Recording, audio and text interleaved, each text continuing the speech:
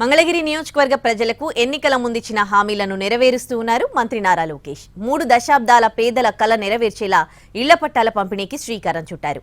ఉండవల్లి రజక కాలనీలో నివాసముంటోన్న సీత మహాలక్ష్మి ఇంటికి వెళ్లి స్వయంగా ఇంటి పట్టా అందజేశారు. రేపటి నుంచి 6 రోజుల పాటు పేదలకు ఇళ్ల పట్టాలు అందజేస్తారు. తొలి విడతలో భాగంగా 3000 మందికి ఇళ్ల పట్టాలు అందజేయనున్నారు. మంగళగిరిలో ఇళ్ల పట్టాలు ఇస్తానని తాను ఇచ్చిన హామీతో ఏపీ వ్యాప్తంగా తొలి విడతలో 8000 మంది దరఖాస్తు చేసుకున్నారన్నారు మంత్రి లోకేష్. తాను చేపట్టిన ఇళ్ల పట్టాల పంపిణీతో మిగిలిన కూటమి ఎమ్మెల్యేలపైన ఒత్తిడి పెరుగుతోందన్నారు. ఇళ్ల పట్టా విలువ ప్రభుత్వ ధర ప్రకారమే 9 లక్షల రూపాయలుంటుందన్నారు మంత్రి లోకేష్. పట్టాలు కావాలి మాకని ప్రజల కోరిక. కూటమి ప్రభుత్వం వచ్చిన మొదటి 10 నెలల్లో మేము ఇచ్చిన హామీ నిలబెట్టుకున్నాం. అది మాకున్న చిత్తశుద్ధి. రాష్ట్రంలో మంగళగిరి కోసం మొదలైన ప్రక్రియ ఈరోజు ఆంధ్ర రాష్ట్రంలో ఉన్న అందరికీ పనికొచ్చే విధంగా అయింది.